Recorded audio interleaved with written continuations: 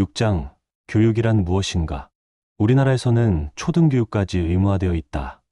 이 이후부터는 개인의 선택에 따르는 것이지만 사람의 차이는 사실 이때부터 나타난다.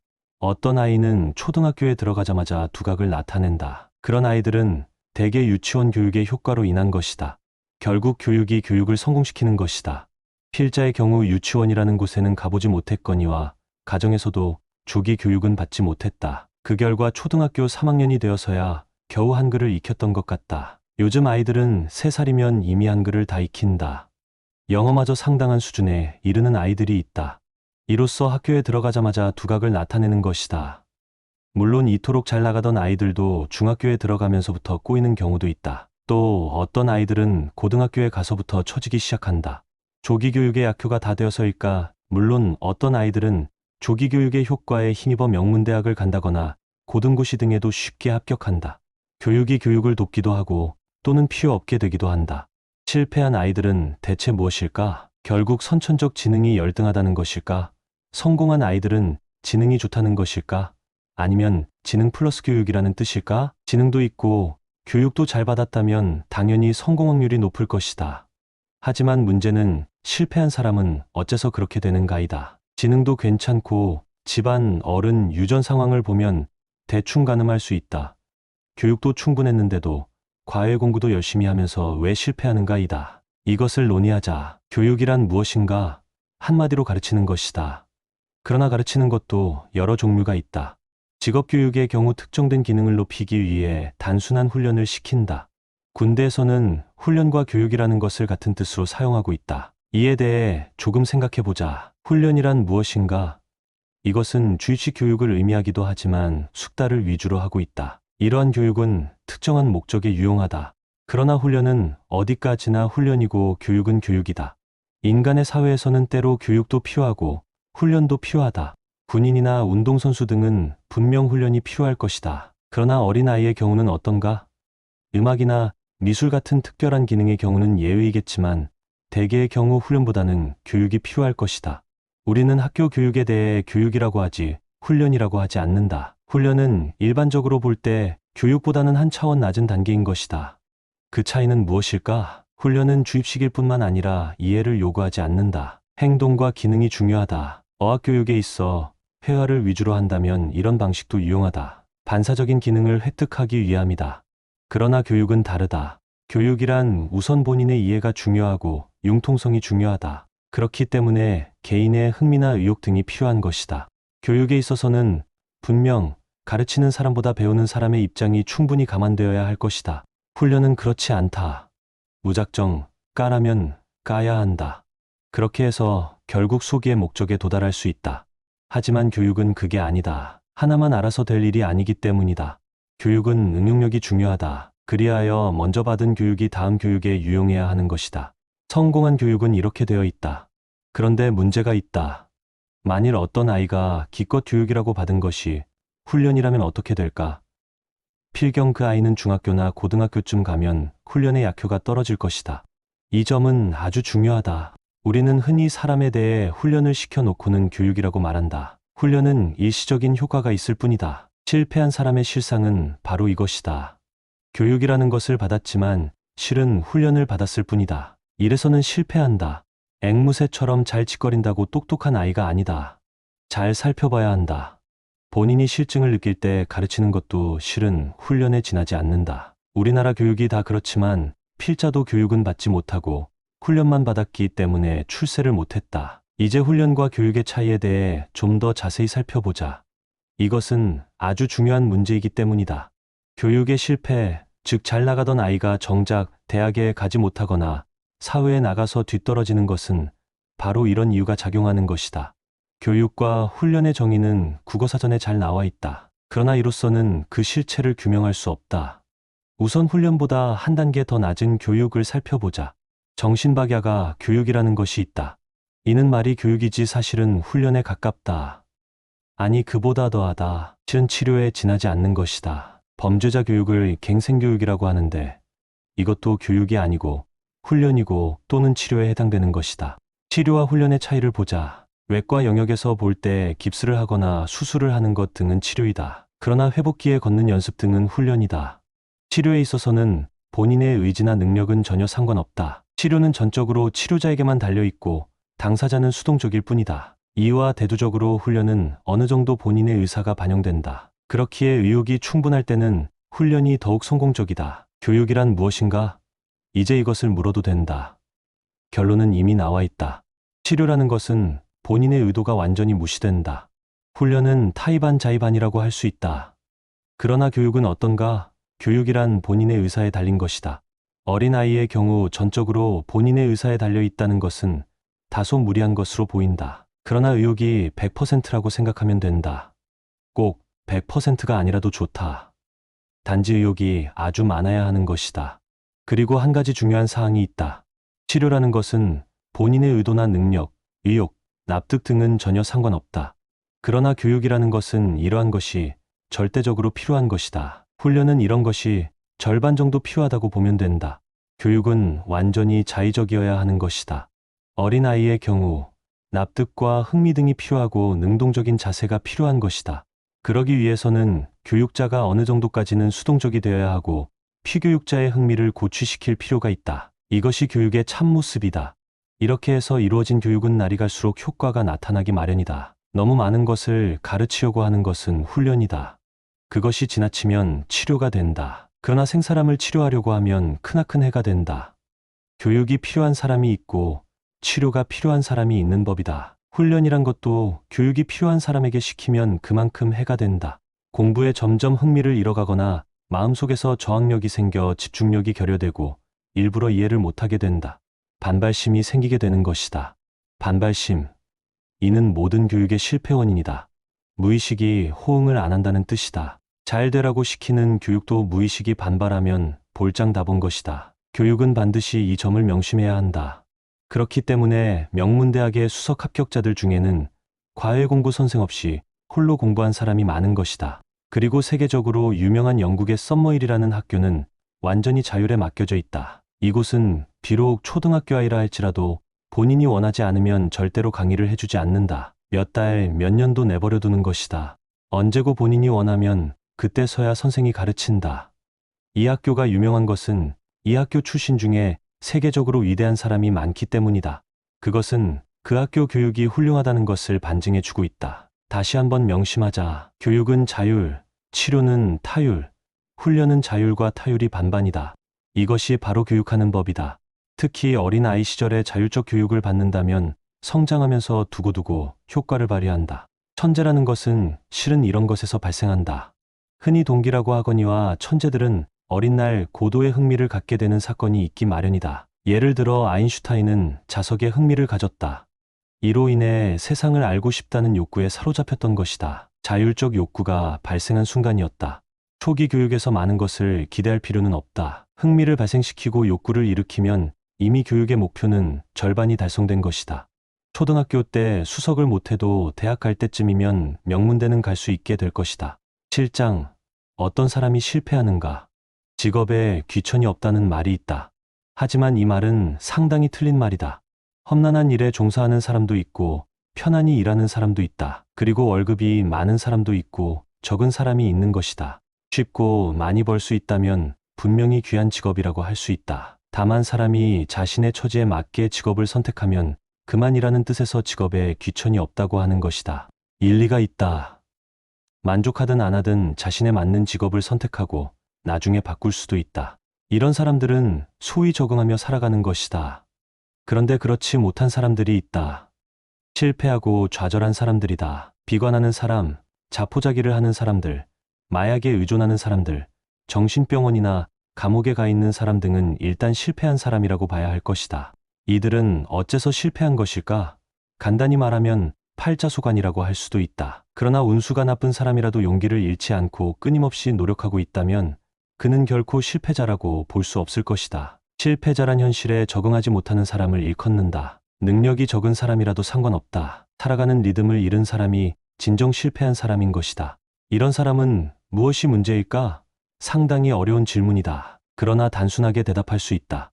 이런 사람은 자기 관리에 실패한 사람이라고 말할 수 있는 것이다. 정신병도 바로 그런 이유에서 발생하는데 사람이 사회에 적응하지 못하는 것도 자기를 다스리지 못했기 때문이다. 범죄자들은 순간적인 충동을 이기지 못하고 저지르고 본다. 마카파라는 말이 있는데 이들은 아예 자기 통제를 의도적으로 포기하고 아무렇게나 행동하는 것이다. 비관을 하는 사람은 어떤 이유 때문에 의욕을 상실하고 슬퍼하면서 그 상태를 유지한다. 대학에 떨어지거나 직장에서 쫓겨나 자살을 하는 사람도 실패자에 해당된다. 이들은 모두 자기 자신을 저버린 사람인 것이다. 다른 말로 자신을 사랑하지 않는 사람이라고 말해도 된다. 하늘은 스스로 돕는 자를 돕는다라는 유명한 말이 있는데 언제나 자기 자신을 놓치지 않고 통제력을 유지하는 사람을 격려하는 말이다. 자기가 자기를 돕는다는 것, 이것은 바로 하늘의 축복이라고 할 수 있을 것이다. 이런 사람은 결코 실패자가 아니다. 사업의 결과는 둘째 문제이다. 최선을 다하고 운명에도 순응할 뿐이다. 실패자는 그렇게 하지 않는다. 일을 저질러 놓고는 그 결과를 한탄하고 또한 자신에 대해 비관한다. 그리고는 자포자기해버리는 것이다. 이런 사람은 자신을 배신한 사람이라고 할 수 있다. 저 내면에 있는 자기 자신이 얼마나 서운해할까? 필경 좋은 사람이 못 된다. 이런 말이 있다. 공부는 자기 자신을 좋은 친구가 되게 한다고. 여기서 공부라고 하는 것은 인격이라고 해두자. 선량한 사람이라도 좋다. 이런 사람은 언제나 자기 자신을 저버리지 않는다.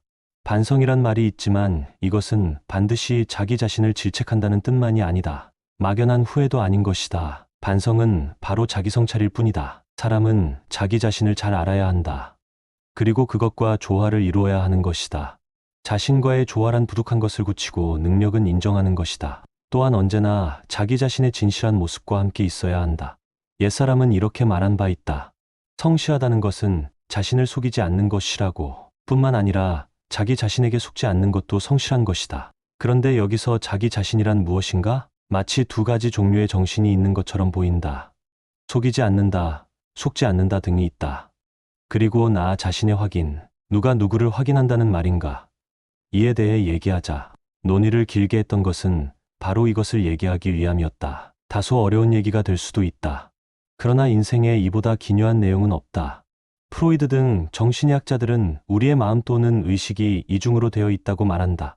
그중 하나는 표면의식이라는 것으로 그냥 의식이라고 말하는 것이다. 정신이라도 좋다. 이것 말고 또 하나의 의식은 소위 무의식이라고 하는 것인데 내면의식을 말한다. 표면의식과 내면의식은 둘 다 나 자신임에 틀림없지만 서로 독립적으로 존재한다. 물론 두 가지 의식은 서로 작용하며 역동적으로 움직인다. 다만 우리가 자각하고 있는 것은 표면의식일 뿐이다. 내면의식은 쉽게 보이지 않는다. 사실 내면의식이야말로 나의 대부분으로서 표면의식은 마음의 작은 부분일 뿐이다. 앞장에서 마음의 거울 등을 얘기했던 의도는 바로 여기에 있다. 우리가 바라봐야 하는 것은 표면의식이 아니다. 내면의식이었던 것이다. 이것은 앞으로 길게 논의하고 연구해야 할 내용이지만 실패자란 바로 이것과의 조화를 이루지 못한 사람을 의미하는 것이다. 내면의식과 조화를 이루지 못한 사람은 교육에서도 성공할 수 없다. 공부란 바로 내면의식을 발전시키는 행위인 것이다. 자기 자신을 통제한다는 것도 내면의식을 통제한다는 말이다. 사람이 만일 내면의식을 제대로 다스리지 못하면 공부도 실패할 것이고 사회생활에 적응도 못할 것이다. 프로이드는 내면의식을 신대륙에 비유했다. 우리의 마음 깊숙한 곳에는 거대한 세계가 있는 것이다. 대륙이라는 말이 나와서 망정이지만 표면의식은 작은 섬에 지나지 않는다. 내면의식은 신대륙이 아니라 유일한 대륙인 것이다. 프로이드는 이 대륙에 대해 최초로 관심을 가진 인물이지만 그는 이에 대해 신대륙을 탐험한다는 비유를 했던 것이다. 필경 그럴만하다. 내면의식은 광대하여 정신의 모든 것이 거기서 나온다. 신체로 말하면 표면이 있는데 그 내면에는 무엇이 있는가? 오장육부가 있고 신경이 있고 혈관이 있다. 실로 신체의 모든 것은 내면에 있는 것이다. 정신도 마찬가지이다. 표면의식에 비해 내면의식은 상당히 깊고도 넓다. 그것은 마음의 모든 것이라 해도 좋다. 우리가 흔히 나라고 하는 것은 바로 이러한 내면의식이다. 그런데 우리는 잘못 생각하고 있다. 표면의식을 나라고 생각하고 있는 것이다. 이에 대해서는 앞으로 논의해 나갈 일이지만 내면의식, 즉 숨겨진 대륙은 우리가 반드시 가봐야 할 생명의 장소이다. 이 책의 제목을 자기 탐험이라고 한 것도 이런 이유에서이다. 우리는 이 탐험을 통해 인생의 많은 것을 얻게 될 것이다. 나는 무엇인가? 불교에서는 나를 찾는 일을 지상명제로 삼고 있다. 나는 무엇인가? 이렇게 묻고 평생을 참고하는 것이다. 간단한 질문인 것 같지만 우주란 무엇인가라고 묻는 것만큼이나 어려운 문제이다. 물론 여기서 나라고 하는 것은 정신을 말하는 것이다. 그리고 프로이드가 말한 무의식보다 더 깊은 내용일 것이다. 하지만 그 내용을 여기서 논의하고 싶지는 않다. 다만 나라는 존재가 그리 간단한 것이 아니라는 것을 밝히고 싶을 뿐이다. 소크라테스도 너 자신을 알라고 했는데 불교의 대명제와 같은 뜻인지 알 길은 없다. 그러나 말 그대로 생각하면 된다. 과연 나 자신이란 무엇일까? 너무 깊은 것을 단번에 생각할 필요는 없을 것이다.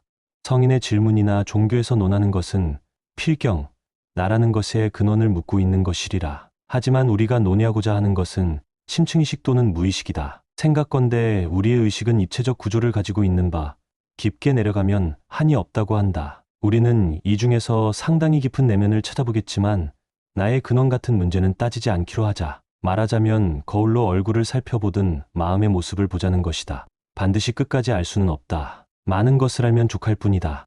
우리는 나 자신에 대해 얼마나 알고 있는가. 마음이란 참으로 묘한 것이다. 예를 들면서 접근해 가자. 세계적인 가수인 바브라 스트라이샌드는 어느 날 갑자기 무대 공포증을 갖게 되었다고 한다. 기가 막힐 노릇이다. 평생을 무대에 섰던 그녀가 어째서 갑자기 무대를 무서워하는가. 많은 사람들이 이유를 생각해냈다. 그러나 그 이유는 아무도 모른다. 그녀 자신도 그 이유를 모르는 것이다. 어느 날 자고 깼더니 무대에 서기가 두려워졌던 것이다. 왜 이런 일이 일어났을까? 그 내면의 세계에서 어떤 일이 발생한 것이다. 그것은 무엇일까? 남도 모르고 본인도 모른다. 무엇인가 이유는 분명히 있을 테지만 표면의식은 그것을 모르는 것이다. 표면의식은 심층의식의 지배를 받는다. 무대가 싫고 무서워서 서기 싫은 것은 심층의식의 심리이다. 표면의식은 그 이유를 모르지만 그의 지배를 받아야 하는 것이다. 하나의 예를 더 들어보자. 어떤 여자 어린아이인데 묘한 버릇이 있다. 이것저것 물건을 많이 사달라고 하는데 그 뒤끝이 묘하다. 우선 물건을 고른다. 잔뜩 골라놓고는 그것들을 싫다고 하는 것이다. 매번 그렇다. 억지로 사서 집으로 가져오면 그 아이는 그 물건을 깊은 곳에 감추어 놓고 보려고 하지 않는다. 그리고는 며칠 후 또 다른 물건을 사달라고 조른다. 안 사주면 울고불고 난리이다. 그러나 기껏 물건을 사주려 하면 그것들은 싫다고 한다. 물론 그 아이가 직접 고른 물건 말이다. 그 아이는 왜 그런가? 이런 일들은 정신과 영역에서 깊게 연구되고 있는 문제들이다. 그러나 너무 신비하게 생각할 필요는 없다. 전문가에게 맡길 필요도 없는 것이다. 우리 스스로가 이런 문제를 생각해야 한다. 특히 우리 자신에 대한 것을 누구에게 맡기겠는가? 그런데 사람들은 자신에 대해 잘 안다고 생각하고 있다. 그러나 자기 자신이란 것이 그리 단순한 것이 아니다. 고작해야 우리는 표면의식이나 알고 있을 뿐이다. 저 깊은 신대륙은 전혀 방문해보지 못한 것이다. 출세 문제를 생각해보자. 어떤 사람들은 공부를 잘해서 하는 일마다 성공하여 행복하게 잘 살고 있다. 그런데 어떤 사람은 공부도 못하고 좋은 대학도 못 가고 좋은 직장에 떨어지고 크게 성공하지 못한다. 왜일까? 능력이 없어서라고. 능력은 왜 없을까? 이 점을 생각해보자. 어려서 남과 같이 열심히 공부했는데 성적이 오르지 않는다. 누구는 잘 되는데 이것이 문제이다. 공부를 못하는 것은 머리가 나빠서가 아니다. 무엇인가 문제가 있는 것이다. 그것은 바로 심층의식이다. 이놈이 공부를 받아들이지 않는 것이다. 그래서 열심히 한 공부도 허사가 되고 만다. 부모나 선생님들은 애들만 탓하고 억지로 가르치려고 한다. 이래서는 안 된다. 그 아이의 심리 상태를 잘 알아야 하는 것이다. 심리 상태란 바로 심층의식을 말한다. 그런데 이 심층의식은 누구보다도 본인 스스로가 관심을 가져야 하는 것이다. 중고등학생이 되면 누가 시키지 않아도 공부를 하게 되는데 그렇게 자발적으로 한 공부도 성적이 잘 안 오른다. 그것은 심층의식을 감안하지 않았기 때문이다. 자발적이라고 한 것은 고작 표면의식이 그렇게 했을 뿐이다. 심층의식은 나 몰라라 하고 있는 것이다. 왜 그럴까? 타협이 안 되어서이다. 타협, 표면의식과 심층의식의 타협이다. 이는 가정에서 부부가 협조해야 하는 것만큼 중요하다. 문제는 심층의식의 구조를 파악하지 못하기 때문이다. 우리는 앞서 교육이란 자율적으로 이루어져야 한다고 논의했다. 자율이란 물론 심층의식의 발동 상태를 말한다. 우리는 우리 자신을 교육시키는 입장이 돼야 한다. 그러기 위해서는 심층의식의 구조를 알아야 하는 것이다. 우리는 선생님에게 배울 때 2번 배우는 것이다. 첫 번째는 표면의식이 배운다. 그 다음에는 무의식이 배우는 것이다. 우리의 표면의식은 심층의식에게 또 한 번 가르치는 셈이다. 그렇게 보면 표면의식은 전달자에 불과하다. 하지만 그런 일은 쉬운 일은 아니다. 선생님들이 학생의 상태를 잘 알아야 가르칠 수 있듯이 자기 자신을 가르치는 일도 심층의식을 잘 알아야 하는 것이다. 우리도 배울 때 나 자신에 대한 선생 노릇도 해야 한다. 표면의식은 선생님에게 배운 것을 심층의식에 맞게 번역을 해야 하는 것이다. 이런 일은 나 자신, 즉 심층의식을 잘 알아야 가능하다. 어려운 문제이다. 그러나 노력을 해야 한다. 나의 본 모습은 무엇일까? 나의 심리는 어디서 출발하는가? 예를 보자. 필자는 국수를 좋아한다. 그리고 조개를 좋아한다. 아주 좋아한다. 왜일까? 체질이라고? 그렇지 않다. 예전에는 좋아하지 않았다. 어느 날부터 갑자기 좋아했던 것이다. 그 이유는 무엇일까? 이런 일은 몰라도 탈날 것은 없다. 단지 마음의 구조를 알기 위해 사소한 일이라도 연구해 볼 필요는 있는 것이다. 모닥불을 생각해보라. 누구나 모닥불 옆에 가본 적이 있을 것이다. 이것은 상당히 좋은 느낌을 준다. 그래서 캠핑을 간다든지 하면 모닥불을 피워놓고 그 주변에 모여서 좋아한다. 왜일까? 거의 대부분의 사람이 모닥불을 좋아하는데 그 이유는 무엇일까? 본능이라고. 과연 그럴까? 모닥불을 좋아하는 게 무슨 본능이 될까? 그래서 득될 게 뭐 있다고. 어쨌건 좋다. 우리는 많은 사람이 모닥불을 좋아하는 이유를 생각해 봐야 한다. 우리나라 사람만 좋아하는 게 아니라 전 세계 모든 인류가 모닥불을 좋아하는 것이다. 전문가의 의견을 들어보자. 인류는 먼 옛날 오늘날 형태로 살지 않았다. 그 당시에는 동굴에 산다거나 유목을 하면서 살았다. 그리고 이때 모닥불은 필수적이었다. 밤에 추위를 몰아내고 짐승도 방비한다. 물론 고기를 굽는 등 음식을 만드는 데도 모닥불이 필요했다. 인류는 오랫동안 이런 생활을 해왔다. 그러는 사이에 모닥불은 우리의 마음속에 정착했다. 마치 고향처럼 아늑함을 주는 그 무엇이었다. 우리는 모닥불에 대한 묘한 향수를 갖는다. 이것이 바로 인류가 모닥불을 좋아하는 이유였다. 필자가 조개를 갑자기 좋아하게 된 데에는 필경 이유가 있을 것이다. 어떤 학생은 어느 날부터 갑자기 학교가 가기 싫어졌다. 결국 그만두고 말았는데 이유는 무엇일까? 사람은 하기 싫으면 안 할 자유가 있다. 그러나 자유라는 것도 제어되어야 하는 것이다. 학생은 학교를 가야 하지 않는가? 갑자기 학교 가는 것을 싫어하다니. 이는 고쳐져야 한다. 그러기 위해서는 이유를 알아야 한다. 이유란 바로 무의식의 구조이다. 무의식의 상태를 알아야만 의식과 타협이 이루어질 수 있다. 타협이란 반드시 의식이 이겨야만 하는 것은 아니다.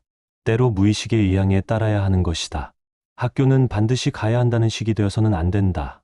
그 학생이 갑자기 학교를 가기 싫어진 이유, 즉 무의식의 주장을 들어봐야 한다. 그리하여 그것이 타당하다면 그렇게 할 수밖에 없다. 우리는 무의식을 무시하고 살아간다. 이것은 자기 자신을 망각하고 살아가는 것과 다르지 않다.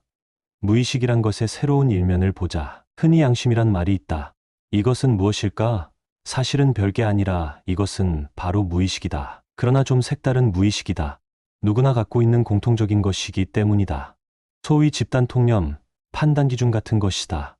인간은 스스로의 행위에 대해 은연중 평가를 내리는데 그것은 바로 무의식이고 무의식은 또한 사회가 갖고 있는 무의식의 영향을 받는다. 물론 사회라는 것은 국가 전체가 갖고 있는 무의식의 영향을 갖고 있는 것이고 국가는 세계, 세계는 인류라는 공통 무의식을 갖고 있다. 이는 시간을 초월해 있는 것이다. 옛말의 도인들은 일생을 동시에 살고 있다는 말이 있는데 이는 도인들이 자신의 무의식을 잘 파악하고 있다는 뜻이다. 의식이란 자주 변한다. 그리고 잠을 잘 때는 의식은 쉬고 있는 것이다. 그러나 무의식은 연중무휴, 쉬고 있는 법이 없고 변화라는 것도 극히 미미하다. 이는 마치 고체와 같아서 우리의 정신 자체를 이루고 있는 것이다. 우리는 자신에 대해 얼마나 알고 있는가? 우리의 미래는 이 무의식에 달려 있다. 무의식은 언젠가 돌연 우리의 의식을 바꾸어 나 자신을 의외의 곳으로 끌고 갈 수도 있다. 좋고 나쁘고를 떠나서 나 자신이 어디로 가는지는 알아야 하지 않겠는가? 우리는 흔히 스스로의 주인이라고 생각한다. 이는 천부당 만부당하다. 우리의 내면에 진짜 주인이 있는 것이다. 사람이 실패를 하든 성공을 하든 그것은 전적으로 내면의식에 달려 있는 것이다. 우리는 이제 자기 탐험을 시작했다. 그 세계는 무한한 신비를 갖추고 있다. 이것에 처음 관심을 두는 사람은 이제 새로 태어나는 순간을 맞이하고 있는 것이다.